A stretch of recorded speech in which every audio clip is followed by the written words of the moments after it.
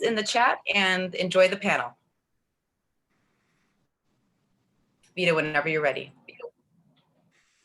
Oh, I can start. Oh, thank you. Thank you. Good morning. Good morning and good afternoon, whoever I'm speaking to. Okay, I'm happy to be a VMP ambassador in Miami. Like I said, it's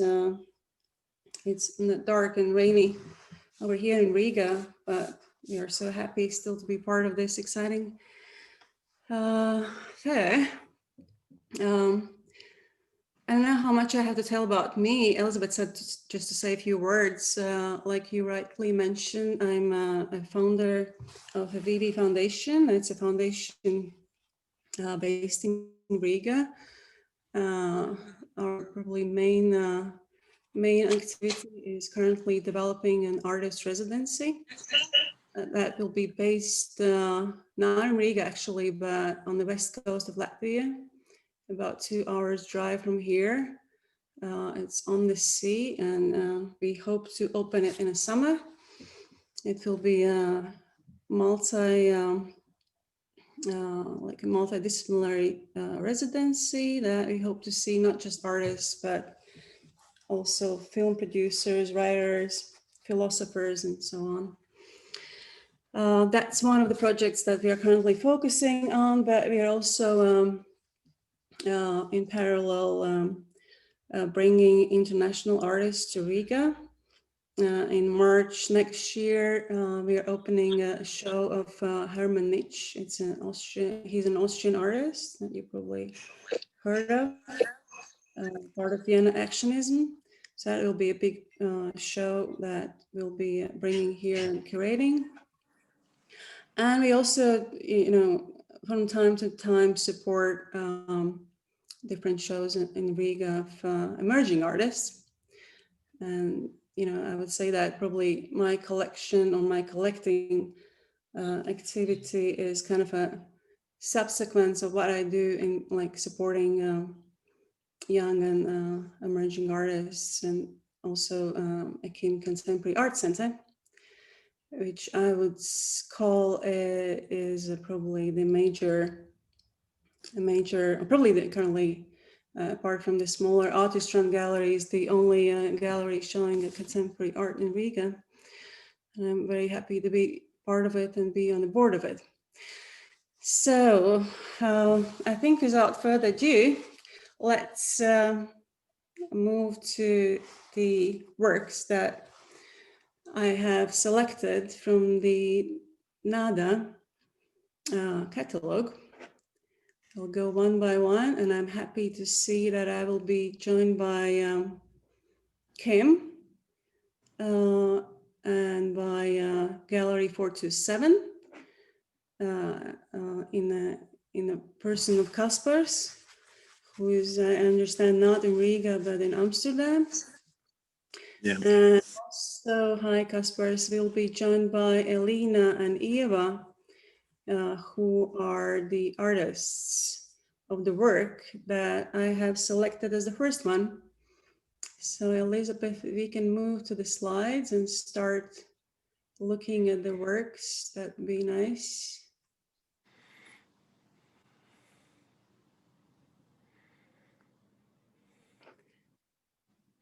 Yeah. So the first work that I've selected, and I think, deserves everyone's attention, is the piece by Eva Kraule-Kuna and Elina Viitula. This work is actually a continuation of a project called Artist Crisis Center. It's a show that was done back in, actually last year. And it was kind of providing a shelter to unwanted and failed artworks of different artists. I found that amazing, just to have it, go and experience it. And this work is, I understand, a continuation of it. The one you see right now, it's actually Backpack.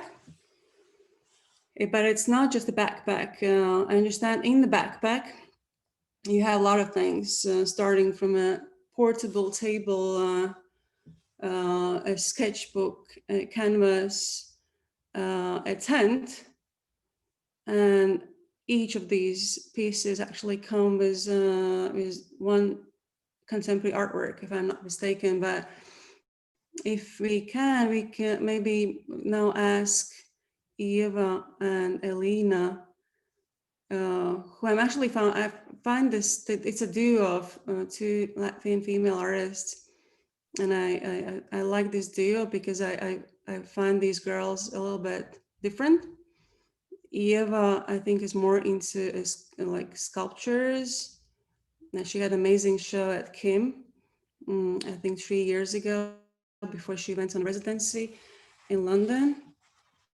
And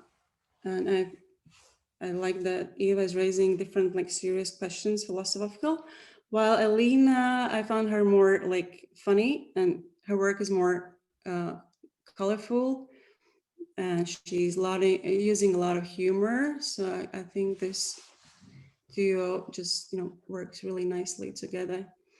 But let's ask artists themselves to just maybe comment on whatever we see here. We see a lot of pictures on this backpack, I think, being now opened and explored.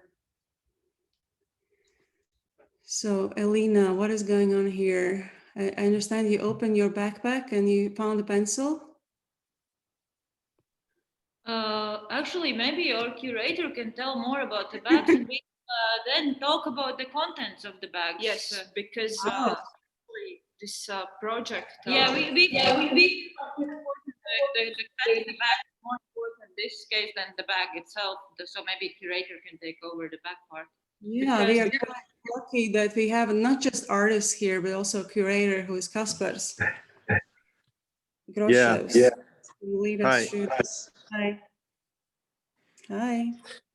So here I'm in the show Artist Crisis Center 2 in Amsterdam at Pact. And behind me you see the bag. This is like a presentation table. And the backpack is sort of something that is in a way meant for artists in crisis, but it can be for anyone. Because you never know, you might turn into artist pretty quickly. So it's a basically bag that can be built into a tent and into two size canvas. You also see behind me on the wall, it's ready to paint, white primed canvas. And then the bags also come with long, never-ending blues pencil, and I think it's really pretty much never-ending. It's here, it's rolled up, and then you also see the long brush to keep the distance with others and with painting.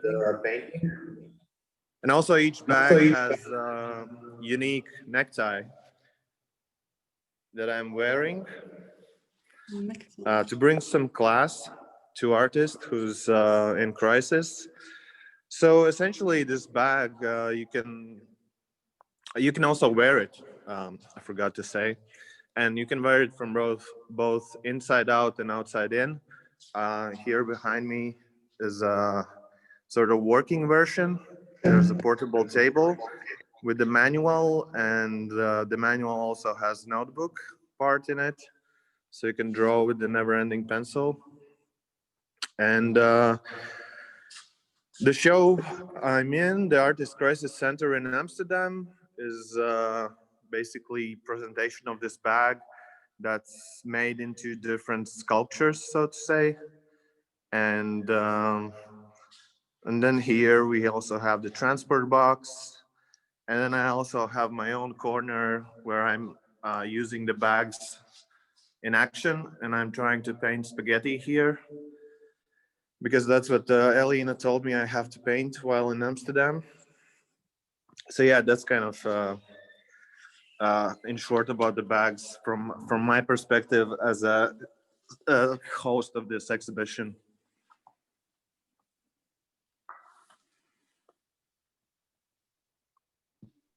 Thank you. So that was just one bag that we saw. It's like taking the full space. No, we have 40 bags here. Oh, okay. And each is Yeah. different? No, they're the same bag.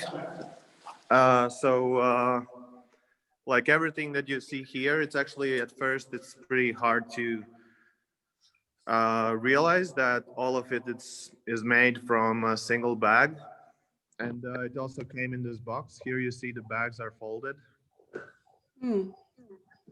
So this is sort of the kitchen behind Artist Crisis Center. Okay. Do you have any artists coming in Sorry. using?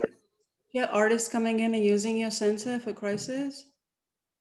Um, we have some artists or also just people in general who have been interested in purchasing one of the bags. Doesn't seem like any of them are in crisis, but I mean, I always say that it's good just to keep it for any case because you never know. And, you can keep it in different forms. It can be made into a bag or into a costume. You can hang it somewhere at your home, or you can make a tent inside or outside. It's, it can take different shapes.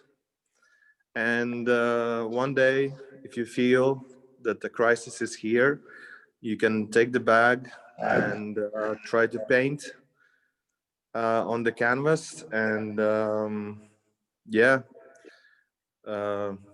sell it and profit. It's not a pyramid scheme, but sort of there's a certain element of it. You can you can buy these bags and then cover them with your own artwork, and it becomes also your artwork then. It's kind of it's very I think it's very generous project in a way, because these bags are they're kind of in a way simple, but the different compartments of it and different ways how you can use it, it's I think it's sort of, there's of course a lot of humor in it, but at the same time I think these bags are also very kind of honest and generous. Thank you, Kaspers. Eva and Elena, you want to take it on? Well, I think thing to say about these bags and why it's low and Artist Crisis Center representing it is because of that show we had the first Crisis Center in Gallery alone. Maya gave us the gallery, so we took it over. We could say that at the moment Log is a Crisis Center. In Nada, these backpacks are basically representing a gallery space. So we as artists and gallery owners are bringing those bags, and in a bag you can find original artwork by one of the artists we on a regular basis. So Kaspers is at our show, which is just a show of Arts Crisis Center. But here at Kim, we have a special edition of 6 bags, which are slightly different than ones at. They have different name? They have this different name. It's fair gear, not tucked gear. And instead of pasta, you get a nice cocktail. And yeah, and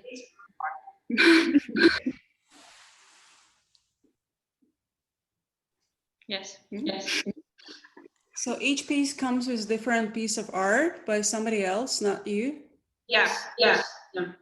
Okay, but who are they, these artists? Do we know them?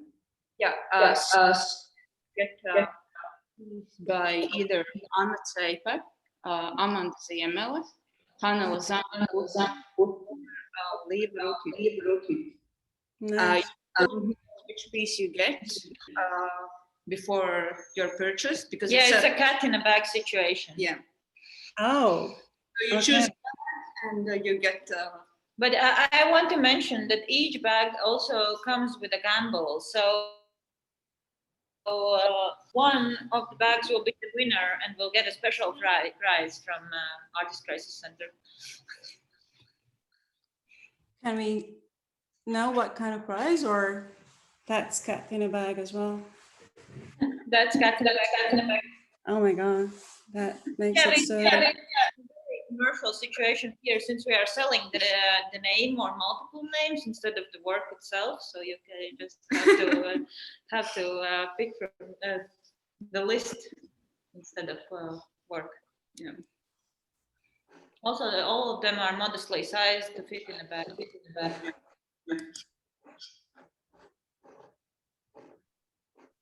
Do you have something to add? Yeah.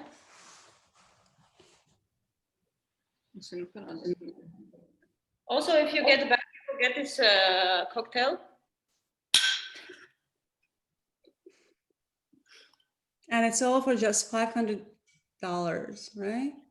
It's a Yeah, bargain. exactly. A bargain. Okay, guys, thank you. I think if anybody has any questions on this, we'll have them at the end of the session. But now let's move to the next work. That is surprise, surprise, by whom? It's by Kaspars. Now Kaspars is an artist. In the first work, he was a curator. And now you actually see a piece by Kaspars. For those who do not know, Kaspars is a man about Riga art scene. He is a creator of Artist Run Space 427. He's a curator behind many, many shows of young and emerging artists. He's also a musician working with experimental sounds. And of course, he's an artist, by himself. So this is the work that I chose by Kaspars. Usually, I think, but of course, Kaspars can later comment on this. You work mainly with the portraits, that actually usual portraits, but kind of a synthesis between the abstract imagination and the real life creatures. And in this particular one, we see, I think at least I see a nice subject walking down a rainy, foggy Riga street, or maybe not. Kaspars, can you comment on this? Like, what do we see here? Yeah, this is a very recent work, and it's called High. And High is the way how Latvian art activist from West Germany from of the 70s and 80s. He was writing letters to Latvian artist and art historian Jānis Borgs, and often his letters would start with "Hi." That was written with sort of these Latvian pronunciation. Okay. So it's sort of a reference to Valdis Aboliņš and perhaps also Maya Tabaka's painting of Valdis Aboliņš. Oh. But it's also pretty much open. That was sort of kind of for me the reference of this work, because this particular work is from a small series that I made where I kind of returned to this idea of self-censoring, and that was something that I started at the duo show with Jānis Borgs at the National Museum in Riga. That was 2016. So this was kind of referencing that conversations that we had with Janis Borgs and all the different stories that inspired me, perhaps at this time when it starts to feel a little bit more isolated. And even though it's sort of global, we still are more tied to physical spaces. Okay, interesting. Janis Borgs, for those who do not know, is the art historian and also a part of our foundation. He's one of the most knowledgeable guys about art history. Yeah. So, okay, I didn't know this is Valdis Aboliņš. That makes it even more interesting. Yeah, and so I kind of thought that I was just experimenting with spray paint and combining it with watercolors and oil paint, and it just started to look a little bit like piece of Berlin Wall. So yeah, it's kind of he's blending in with the exactly rainy streets. Could be Riga, could be Berlin, could be anywhere else. But actually, I wanted to add about Janis Borgs that I think, well, at least to my knowledge, he's the first Latvian artist who consciously made conceptual work. So that was mid 70s, and he made this small series of drawings where he was kind of leaving it to the accident, to the luck, how many lines he would draw. So yeah, I just wanted to add that. Yeah, thank you. Thank you very much, Kaspars. I think it's time to move to the next one, and that's the work by Jānis Dzirnieks, a young Latvian artist. What I find interesting here is the technique that Jānis is using in his works. As you see, it's kind of a painting, but not really a painting. It's the work made out of epoxy. And I understand, but again, it's interesting that also in this work, Kaspars has been taking part since he is a gallerist of this work. He can later comment on exactly how Jānis is doing these pieces, but from what I understand, Jānis is first like taking images from the websites or magazines and then like deforming or making changes to them in the Photoshop, and then like putting them or making these video screens into like epoxy or whatever material, and then also covering it with the oil, I think. But Kaspars, please be so kind and comment on this. Yeah. Yeah.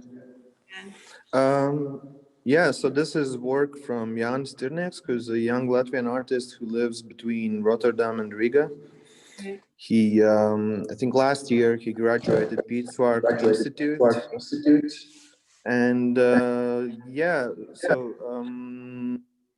this is work from earlier this year in a show that he did in Rotterdam in a space that he found, a huge space where he could show work. And at the moment, currently, we also have Jānis' solo show at our space 47 in Riga. And essentially, his work really uses the ads, internet ads, pop-up ads that you get when you want to see a movie illegally or read on whatever subject that is not available in Wikipedia.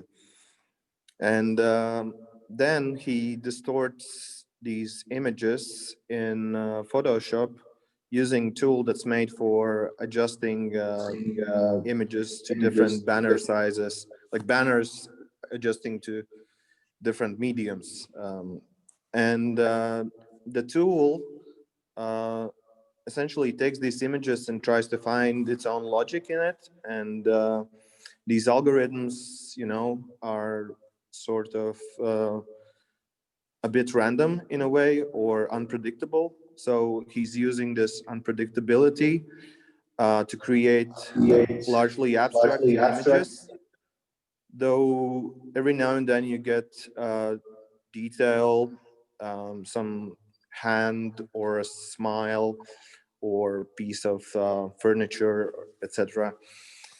And then he prints these works with UV print on polystyrene.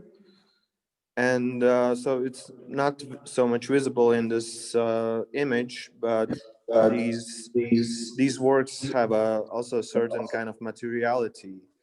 It's this essentially cheap material that becomes really into painterly and sort of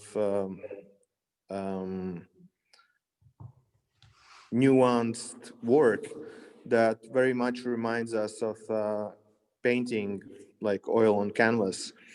In this particular work that is called Bad Hand,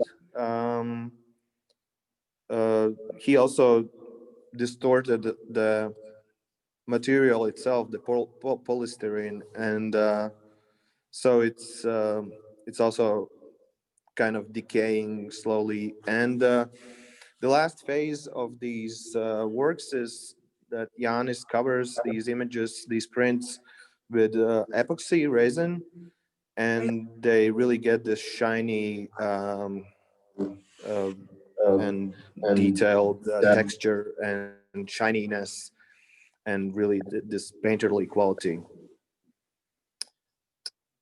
So yeah, maybe we can see a couple of shots from the show that he has at 47. Yeah, here they are. So essentially, the show at 47 also shows these works from this series, and with this unique technique that Giannis uses. And in the case of the show at 47, he also covered up our gallery from the outside using plywood sheets. Here you see how it looks from the inside, but yeah, he created this sort of bit claustrophobic, bit kind of underground feeling that you or space, which usually is characterized by a big window where all the shows are visible even without coming in. This time it's covered up, and it changes, of course, how we look from the outside. People barely can find us these days, but also from the inside, it's really becoming kind of, we're losing the connection with the surroundings, with the street and the view and other buildings and people and etc. And then this show features new works. Here you see the space from the outside. Yeah, and I really recommend visiting the show if you're in Riga, or looking through the documentation on our website, or anywhere you can find it. Yeah. Amazing. Thank you. Thank you so much, Kaspars. Now we move finally to Kim Contemporary Art Center, that is representing two artists. First one is Elza Sile. Elza is probably the most peculiar artist of the new generation of Latvian artists. As you see, she's kind of still belonging to the medium of painting, but she's using the color or technique, in a way that they becomes actually objects. And what I also like about Elza's work, that she's usually placing them not on a wall, but different on a wall or somewhere else, giving like viewer a different perspective. Yeah, and what I liked also from Elza's work was her show at a local gallery in Riga called Alma. I think it was 2 years ago, where Elsa was using skin as the canvas, doing different kind of sketches rather than tattoos on the human skin. So she's an amazing artist. She's moving between Riga and Zurich since she studied in Switzerland. But I would like now to invite Kim, curator Zana, maybe on school, you can give us more information on Elsa's work. Yeah, hello everyone. My name is Anna Onskula. I'm the program director at KIM. And next to me sits Elena Draghi, the executive director. Of course, thank you Vita for serving as ambassador, and thank you Nada for hosting us. I guess like maybe just briefly to tell about the KIM. Institution was founded in 2009 as a non-profit institution that we've been running up until now, but just as of recently, we kind of decided to add like certain gallery functions and certain gallery operations to our list, and that is inaugural part of that. So in terms of the Elsa, uh, in a way, it's also like, yeah, we've been working as part of the KIM with Elsa, like starting from 2014 when she had the first solo exhibition in Riga that we organized. And it's interesting to see her trajectory at the same time how she kind of sticks to her own peculiar language that comes from the painting field. She studied painting in an art academy in Latvia, and then as I mentioned, she moved to Zurich. She recently graduated from ZHDK in Zurich, and now she's based there, and she works and quite often collaborates with different other artists and creates gallery shows, smaller and larger. In terms of maybe this particular piece, I think it's interesting just like to think about Elsa's work, that there is a lot of kind of intellectual labor thought involved, at the same time like connection with the material on the surface. And the title of this piece is also, it kind of shows the Elsa's approach towards maybe just at a larger picture towards life. And the piece is called Peace Jacuzzi at Feeble Red Star Construction. So there's a lot kind of to unpick, and I'm not so sure that we can go ahead with all the details of that, but it's basically the artist is kind of borrowing from the Latvian encyclopedia during the Soviet times, and she's really interested in power relations and the governmental and the surveillance aspects, and at the same time she's also adding different kind of the layers, again the slightly cynical and humorous. And while maybe on a screen you cannot see that, but yeah, the piece is created on aluminium plate, and so usually kind of just displays them with the four nails in on the corners. And I think it's also interesting, for example, at KIM, just like this very moment, today we opened our show Black Market, that also shows a few other works by Elsa. And in display, we have not just these works on aluminium plates in a similar manner like we see now, but also a couple of works on stainless are nice frame. So they can also show a slightly different approach or different kind of the feeling, and more the commodifies her otherwise rather rebellious, intellectually charged approach. That would be my quick maybe the reading of her work. Rebellious intellectual horse. That's nice. Yeah. And I have a lot of work by Elsa at KIM, so this is just the one I chose, but I actually liked all of them. So I invite everybody to go to Kim's whatever you call it, site or booth, and check it out. It's really amazing. Okay, and now we are, actually it's probably not fair to say, but this is my favorite work. It's by Indriķis Delzis. You see, it's like a wall-based sculpture. I've seen Indritis at his studio. It takes a lot of effort. He's doing these first on the 3D images, and then it takes a lot of effort with all the. It's from steel, as you see. It's from stainless steel, and you have to weld and fold it and grind and burn. So it's a lot of effort that comes into this small, nice piece of art. But again, if Zana, you can give us more professional insight into Indritis' work, it'd be nice. Yeah, of course. I think it's also like, yeah, we present another Indrik Sanels, and I think both of the artists, they have their unique approach and unique direction, different, but the same like the commitment. And also in terms of the, it's not just maybe the works that he produces, but just like in general, his thought and approach towards existing in a contemporary art field, society, and also in an art market. And I think that that really kind of adds to his work. But speaking about maybe this particular work or just his work in general, I kind of like to call them as kind of sculptural paintings.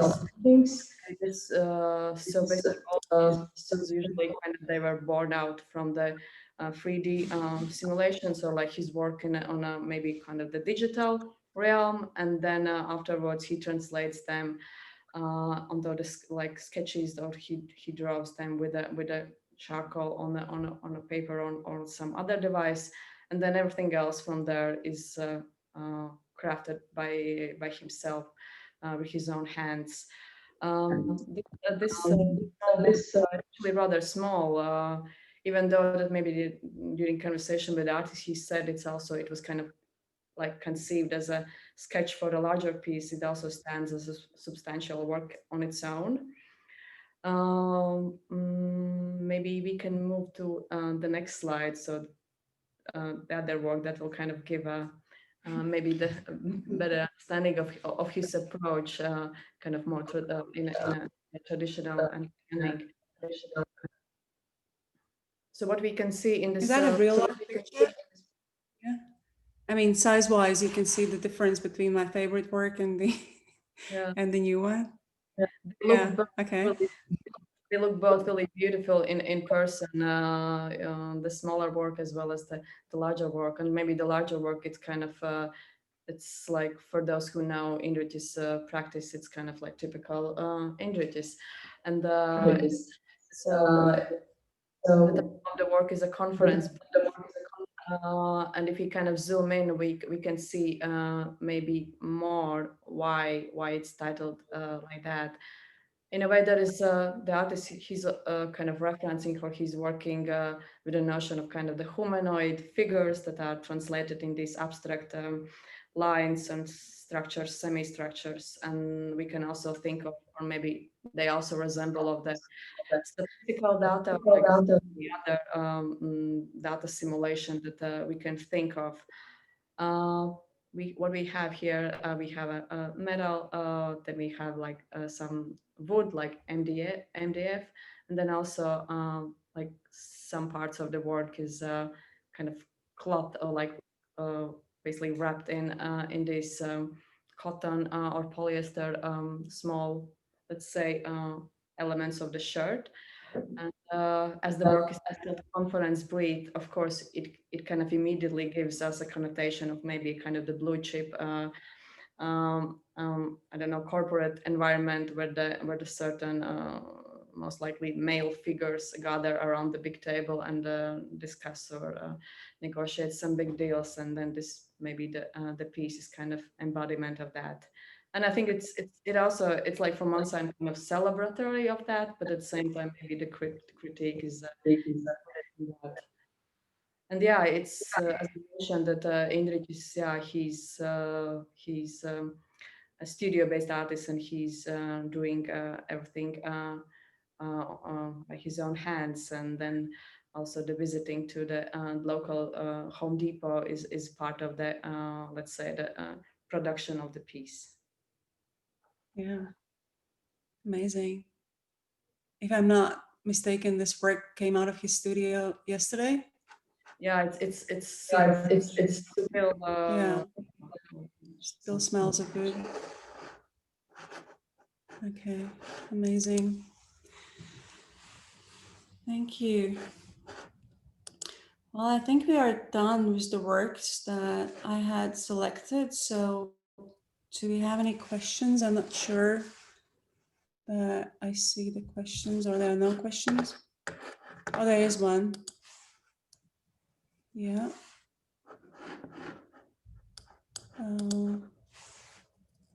I think it's a question to Eva and Elena. Are you selling those photos of the artists wearing the backpacks? We already answered in chat, but yeah, with every backpack comes user manual.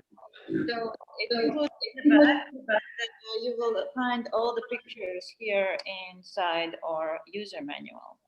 Oh my God, even more. For $500, you get pictures as well.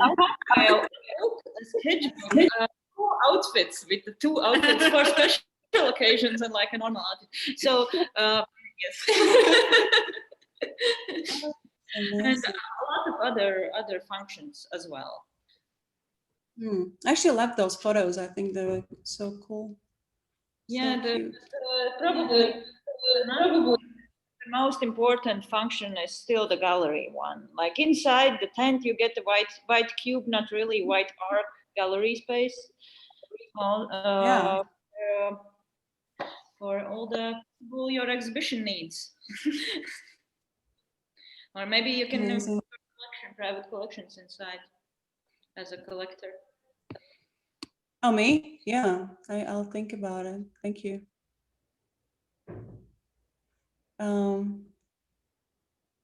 Okay, somebody I think was just commenting on Tom Strayberg. So I think it's just a comment coming in from Low Gallery saying that it's not Ozo Lynch but Treyberg's, but it's not a question. Elizabeth, do we see any questions? But I'm not sure. Are they all in chat or I should be looking somewhere else? No, I think that's in the chat. Yeah. Okay, so not too many. Excuse me, maybe Vita, I can add just from our side, if the sound is on, yes. For those collectors or visitors who are currently in Riga, you're welcome to see these works in person. We have an exhibition that Zana referred, this Black Market exhibition, on view currently throughout December till end of January. And so additionally to the artists we discussed here, we also present Viktor Timofejev, Inga Meldere, Daria Melnikova, and Aman Ziemele. So we have really nice show for those who still go to galleries. And one more additional kind of event is by Daria Melnikova.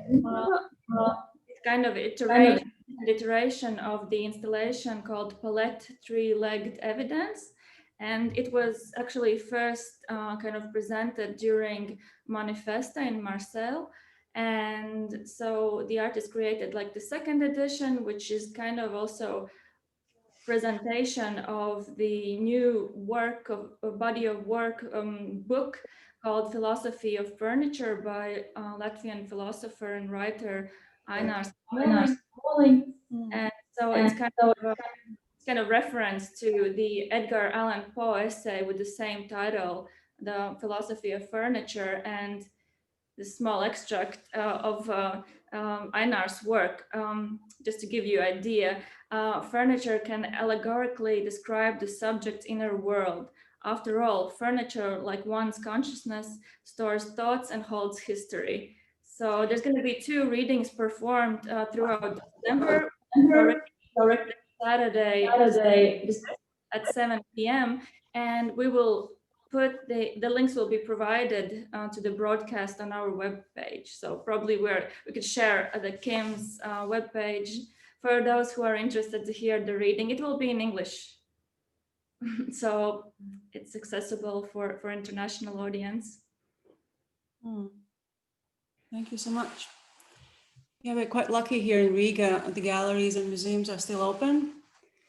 So we are lucky to see, like Alina said, many other artists in the black market of Kim. That will be ongoing till Christmas, if I'm not mistaken. Actually, it's January 31st. Okay, wonderful.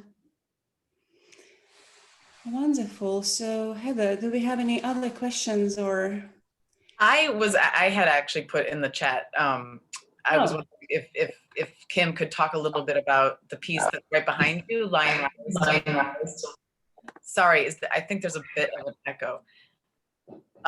But yeah, the piece right behind you. It's a piece by Ingrid Delzis, but it's kind of like just the continuation of his let's say the approach, and I'm not sure what else there is to add besides the kind of his the practice and the way how he works, and I think Is the fabric also kind of a shirt?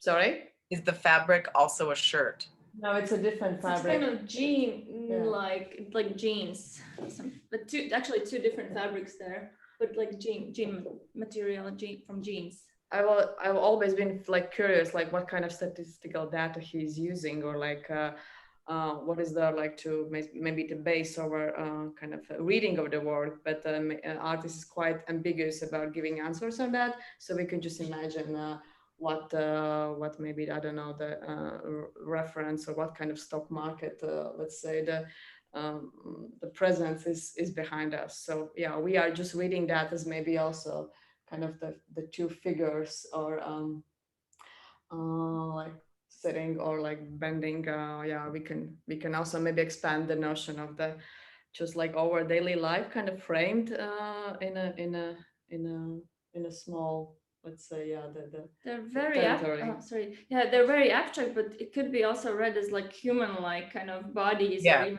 extremities.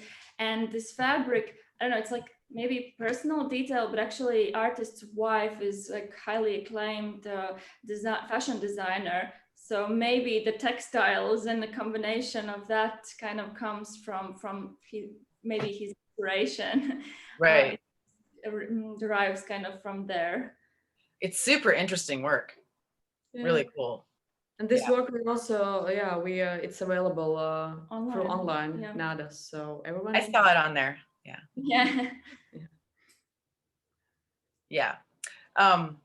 Well, thanks everyone. Thanks Vita for taking the time to make these pics and get everybody together and talk about the work. And thanks to all the galleries in Riga for participating. We're so excited to have so many of you here, and hope that we can do it in person next year. But yeah, we're really happy to have you and to see this work, and to have it, being promoted and broadcast to the communities. Thanks everyone. Thanks for everyone who came and listened. Thank you.